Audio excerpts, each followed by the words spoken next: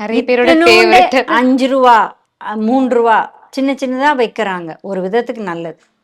சின்னதா வச்சா அவ்வளவுதான். பட் அதையே 4-5 சாப்பிடுறாங்க. பஃப் எப்படி செய்யறாங்கன்னா, மைதா, அது மேல ஒரு லேயர் வனஸ்பதி ஆயில், அது மேல மைதா, இந்த மாதிரி 6 லேயர் 7 லேயர். அதுதான் அப்படி உங்களுக்கு அந்த பரோட்டாலையும் பஃப்லையும் அப்படியே அந்த காரா பிஸ்கெட்லையும் அது அப்படியே வெள்ளை வர்றது இதனால தான். பூரா உடம்புக்கு கெடுதல். அப்புறம் எங்ககிட்ட வந்து ஆர்கியூ பண்ணுவாங்க. நாங்க சிக்கன் பஃப் தாம்மா சாப்பிட்றோம், நாங்க எக் பஃப் தாம்மா சாப்பிட்றோம், நாங்க வெஜிடபிள் பஃப் தாம்மா சாப்பிட்றோம். வெளியில இருக்கிறது தான் ஜாஸ்தி இருக்கு. பஃப்ல எவ்வளோ வைக்க முடியும்? ஒரு டீஸ்பூன் வச்சா ஜாஸ்தி குட்டி பஃப்ல. ஸோ எவ்வளோ கிடைக்கும் உங்களுக்கு? எக்காக இருக்கட்டும், சிக்கனாக இருக்கட்டும், மட்டனாக இருக்கட்டும், வெஜிடபிளாக இருக்கட்டும், சிறிய அளவு தான் கிடைக்கும்.